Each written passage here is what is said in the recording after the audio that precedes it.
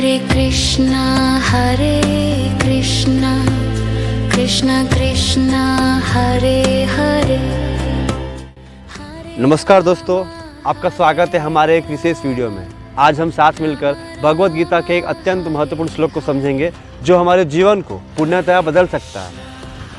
आज का हमारा विषय है भगवत गीता अध्याय 6 ध्यान योग, श्लोक संख्या 23। यह केवल एक श्लोक नहीं है बल्कि जीवन जीने की पूर्ण कला है।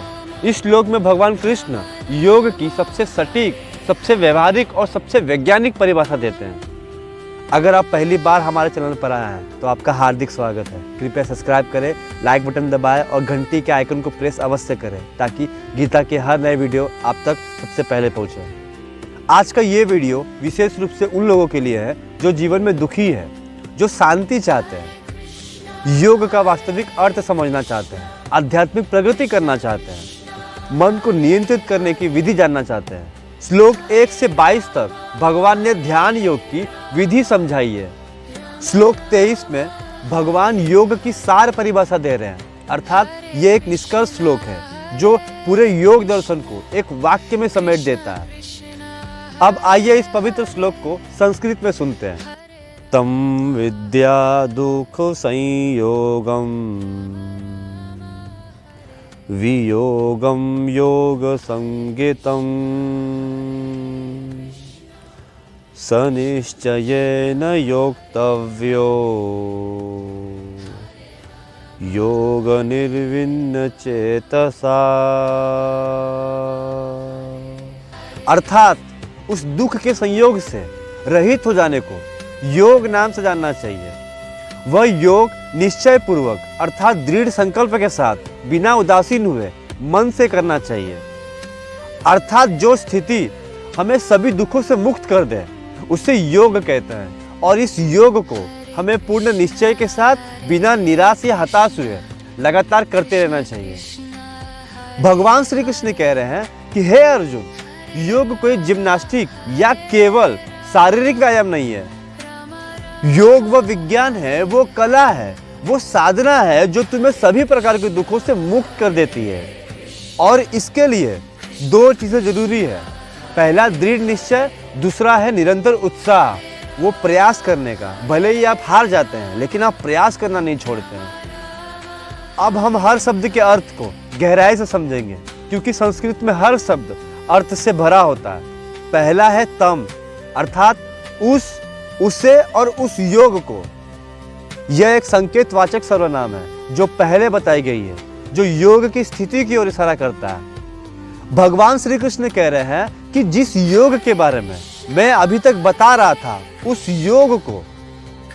दूसरा है विद्यात, अर्थात जानना चाहिए, समझना चाहिए।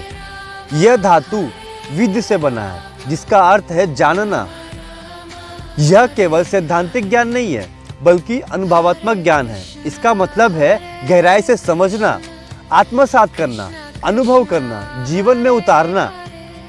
विद्या शब्द भी इसी धातु से बना है। सच्ची विद्या वह है जो हमें मुक्ति की ओर ले जाए।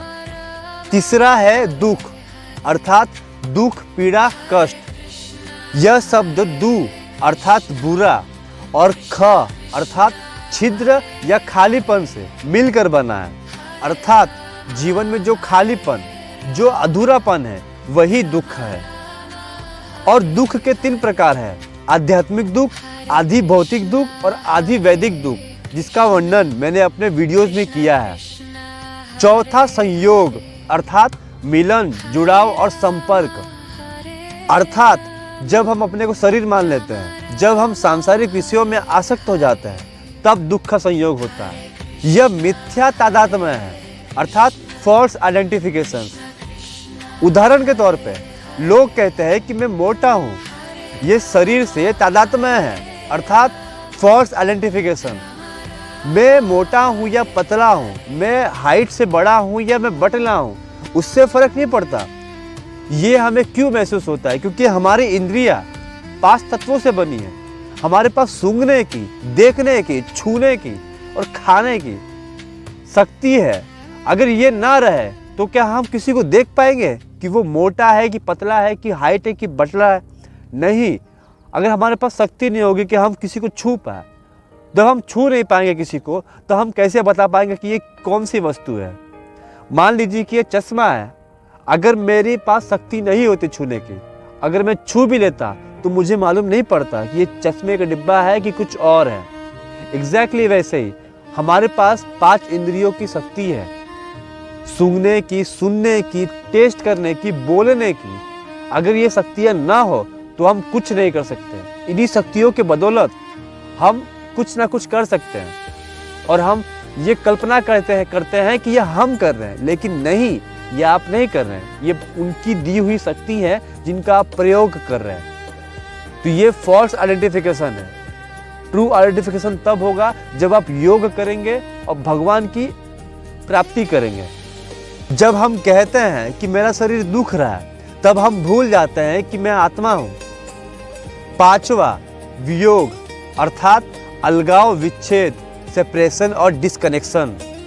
वि अर्थात अलग, योग अर्थात जोड़ना, वियोग दुख के संयोग से अलगाव, यही योग की विशेषता है। जब हम अपने वास्तविक स्वरूप को जान लेते हैं, तब हम दुख से अलग हो जाते हैं।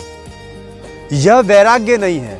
वैराग्य समझने वाले भूल कर रहे हैं। वैराग्य का अर्थ है विषयों से दूर भागना, जबकि वियोग है विषयों के प्रति सही दृष्टिकोण रखना। 6वां, योग संज्ञेयतम अर्थात जिसे योग नाम से जाना जाता है और जो योग कहलाता है। संज्ञा का अर्थ है नाम। भगवान कह रहे हैं कि इस अवस्था को ही योग कहते हैं। 7वां है श अर्थात वह योग, उस योग को, अर्थात पुनः इस योग की ओर संकेत। 8वां है निश्चयन अर्थात निश्चय के साथ, दृढ़ संकल्प के साथ, विश्वास के साथ, अर्थात जब हमने निश्चित रूप से चुन लिया, जब कोई संशय नहीं रहा, जब पूर्ण विश्वास हो गया, तब उसे निश्चय कहते हैं। किसी भी परिस्थिति में डगमगाना नहीं, अपने लक्ष्य पर पूर्ण फोकस, लाइफ में कोई डाउट नहीं, पत्थर की तरह दृढ़ संकल्प। 9वां, योक्तव्य अर्थात करना चाहिए, अभ्यास करना चाहिए, लगाना चाहिए।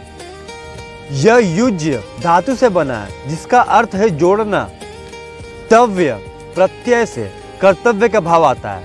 इसका मतलब है यह एक आदेश है, एक कर्तव्य है। यह एक वैकल्पिक नहीं बल्कि अनिवार्य है। यह हमारे जीवन का उद्देश्य है जो बता रहा है करना चाहिए, अभ्यास करना चाहिए। 10वां, योग, वह योग साधना। पुनः योग शब्द की आवृत्ति, इससे इसके महत्व का पता चलता है। यह सभी एक ही लक्ष्य की ओर इशारा करती है, मन की शांति, आत्मा साक्षात्कार और परम आनंद की प्राप्ति। सो आई होप आज का वीडियो आपको पसंद आया होगा, और पसंद आया होगा तो लाइक करिए, कमेंट करिए और सब्सक्राइब करिए, और बेल आइकन पर क्लिक करना मत भूलिए, क्योंकि हर वीडियो की नोटिफिकेशन आप तक पहुंचती रहे। तो मिलते हैं नेक्स्ट वीडियो में गीता के नए श्लोक के साथ और नए मोटिवेशन के साथ। तब तक के लिए श्री राधे राधे।